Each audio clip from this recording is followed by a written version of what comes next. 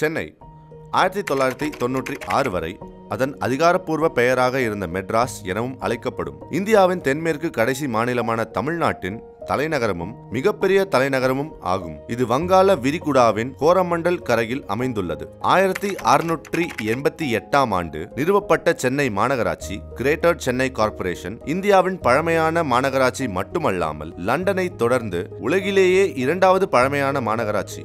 வரலாற்றில் இப்பகுதி பல்வேறு காலங்களில் சோழர், பாண்டியர், பல்லவர் மற்றும் விஜயநகர பேரரசுகளின் பகுதியாக இருந்தது. கடற்கரையில் இருந்த மீனவ கிராமமான மெட்ராசப்பட்டினத்தை 17ஆம் நூற்றாண்டில் நாயக்கர் ஆட்சியாளர் சென்னப்ப நாயக்கரிடமிருந்து பிரிட்டிஷ் ஈஸ்ட் இந்தியா கம்பெனி வாங்கியது. பின்னர் பிரிட்டிஷ் படையினர் நகரத்தையும் துறைமுகத்தையும் அமைத்து இந்தியாவின் முதல் பிரிட்டிஷ் கோட்டையாகிய செயின்ட் ஜார்ஜ் கோட்டையை கட்டினர். மெட்ராஸ் நகரம் இந்திய துணைக்கண்டத்தில் பிரிட்டிஷ் ஆட்சி கால மாகாணமான மெட்ராஸ் பிரசிடென்சி குளிர்கால தலைநகராக அறிவிக்கப்பட்டது. இந்தியா 1947இல் சுதந்திரம் பெற்ற பின் மெட்ராஸ் மாநிலத்திற்கும் பின்னர் தமிழ்நாட்டிற்கும் தலைநகரமாக தொடர்ந்தது. 1996ஆம் ஆண்டு மெட்ராஸ் நகரம் அதிகாரப்பூர்வமாக சென்னை என மறுபெயரிடப்பட்டது.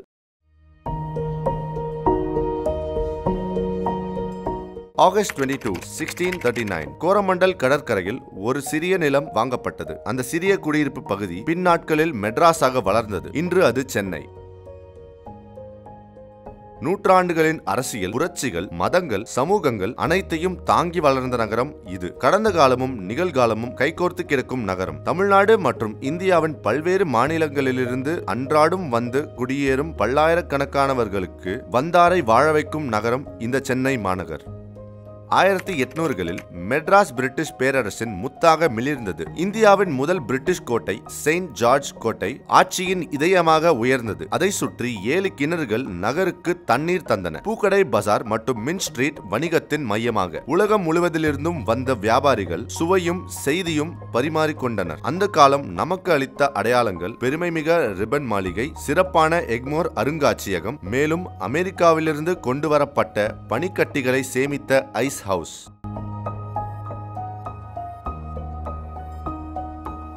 புதிய நூற்றாண்டு மாற்றங்களை கொண்டு வந்தது. முதல் பறக்கும் ரயில் மெட்ராஸை தொலைவான நிலங்களுடன் இணைத்தது. அதே சமயம் சிவப்பு செங்கல் மாளிகை போல உயர்ந்த சென்ட்ரல் ஸ்டேஷன் நகரின் வாசலாக மாறியது.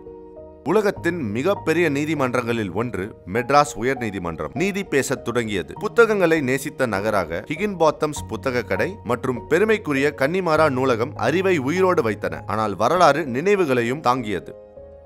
மெட்ராஸ் போர் கல்லறை வீடு திரும்பாத வீரர்களை கற்கள் அமைதியாக நினைவூற்றுகின்றன. 1900களின் நடுப்பகுதியில் மெட்ராஸ் கலாச்சாரத்தால் சத்தமிட்டது. சேப்பாக் மைதானம் கிரிக்கெட் குரலால் முழங்கியது. நேப்பியர் பாலம், கூவமாறு மற்றும் பக்கிங்ஹாம் கால்வாய் மீது நீள்ந்து சினிமா காட்சிகளில் நிலையான அடையாளமாக மாறியது.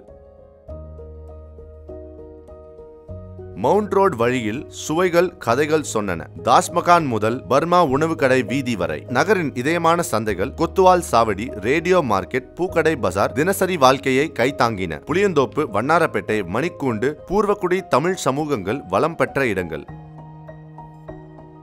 ரேஸ் கோர்ஸ் பிரமிப்பை கொண்டு வந்தது. அதே சமயம் மயிலாப்பூரின் பழமையான லக்ஸ் மற்றும் சாந்தோம் சர்ச் மற்றும் கபாலீஸ்வரர் ஆலயம் பக்தியுடன் திகழ்ந்தது.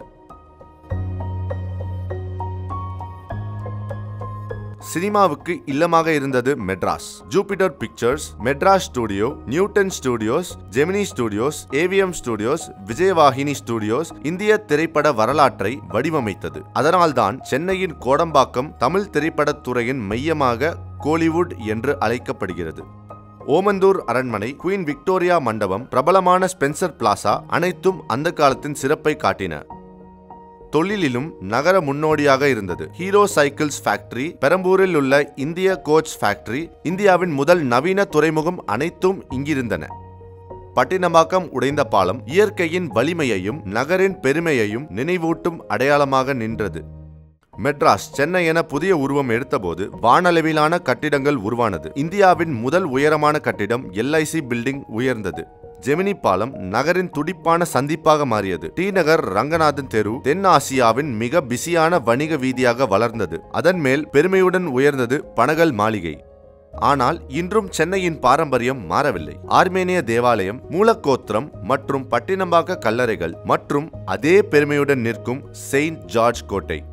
21ஆம் நூற்றாண்டில் சென்னை உலக நகரமாக எழுந்தது. ஐடி சாலைகள் இரவை குளிரச் செய்தன. மெட்ரோ நகரின் இதயத்தை இணைத்தது. ஆனால் இன்னும் ஒவ்வொரு விடிய காலையிலும் மெரினா பீச் அந்த சூரியனை வரவேற்கிறது. நூற்றாண்டுகளாக செய்தது போலவே நவீன மேக கோபுரங்களின் நடுவிலும் நகரின் ஆன்மா அதன் மக்களிடம்தான் இருக்கிறது. சேப்பாக்கில் கிரிக்கெட் குரலிலும், ஹிகின்பாத்தம்ஸில் புத்தக வாசனையிலும், பூர்வக்குடி தமிழ் சமூகங்களின் பண்பாட்டில், மார்கழி இசையில், ஒவ்வொரு தெருக்குறுக்கிலும் பதிந்த நினைவுகளில் 1800 முதல் 2025 வரை மெட்ராஸ், சென்னை வெறும் நகரம் அல்ல. இது உயிரோடும் வரலாறு, கலாச்சாரத்தின் இதய துடிப்பு, அழியாத ஆன்மா. இந்த மெட்ராஸ் டேவில் நாம் அதன் கடந்த காலத்தை நினைவு கூறுகிறோம், நிகழ்காலத்தை கொண்டாடுகிறோம், எதிர்காலத்தை கனவு காண்கிறோம். ஹாப்பி மெட்ராஸ் டே, ஹாப்பி சென்னை டே.